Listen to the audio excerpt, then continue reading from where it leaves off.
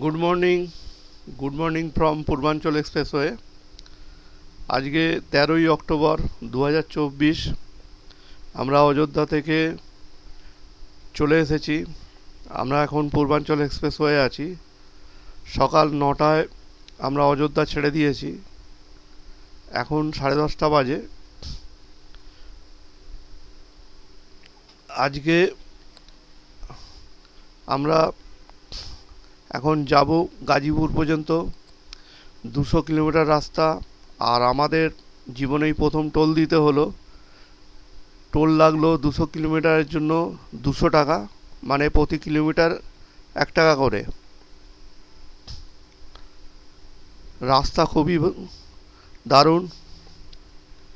এই রাস্তাতে 100-120 কিলোমিটার বেগে আরামসে বাইক চালানো যাবে। তবে সর্বোচ্চ গতিবেগ 100 কিলোমিটার দেখাচ্ছে ডিসপ্লেতে। বাইকের কত জানি না, সম্ভবত 80 কিলোমিটার হবে।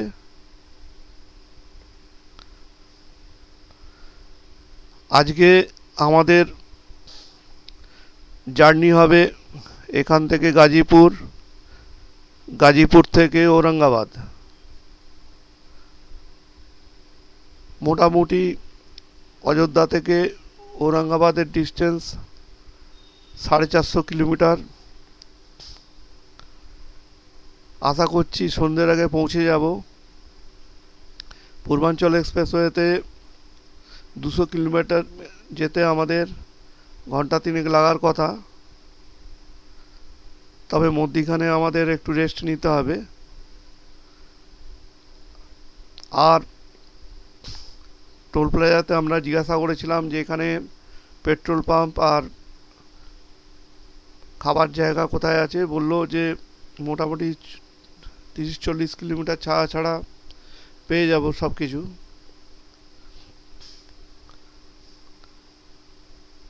এখন আমাদের বাইক চলছে 80 থেকে 90 কিলোমিটার গতিতে। এটাই ধরে রেখে দিয়েছি।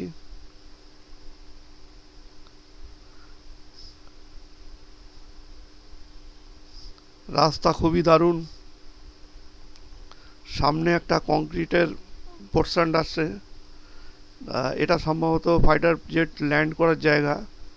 এখন সমস্ত এক্সপ্রেসওয়ে বা অনেক ন্যাশনাল হাইওয়েতে এরকম কংক্রিটের রাস্তা আছে যেখানে ফাইটার জেট এমার্জেন্সি ল্যান্ড করতে পারে। আমাদের এক্সপিরিয়েন্স দারুণ হচ্ছে। রাস্তা খুবই ভালো, চারিদিকে ব্যারিকেড করা আছে। দেখতে থাকুন।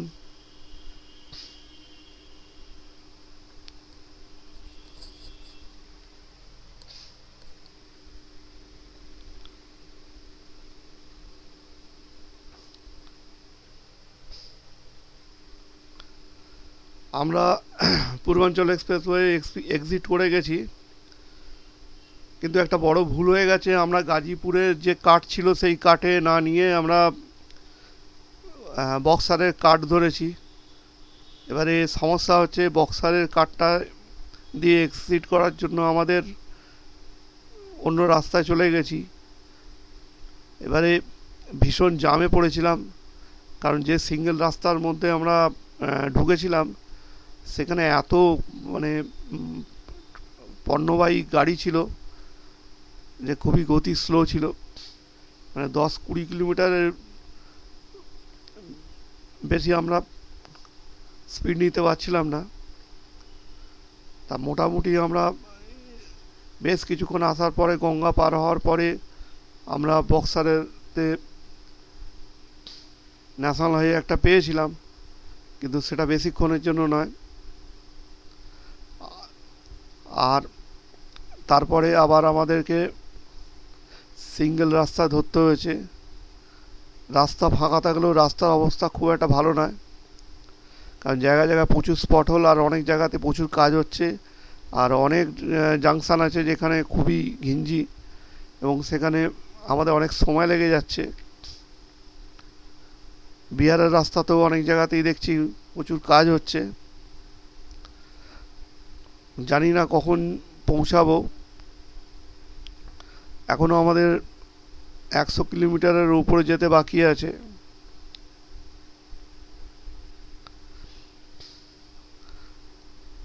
এখন যেটা ম্যাপে দেখছি, এখান থেকে 2-3টে রাস্তা আছে। একটা হচ্ছে স্টেট ঔরঙ্গাবাদ, আর একটা সাসারাম হয়ে আছে। কোন রাস্তাটা ভালো বুঝতে পারছি না। জায়গায় জায়গায় এত স্পট হোল আর জায়গায় জায়গায় এত মানে ডাইভারশন আছে এই রাস্তাগুলোতে, মানে বেশি জোরে আমরা বাইক চালাতেই পারছি না।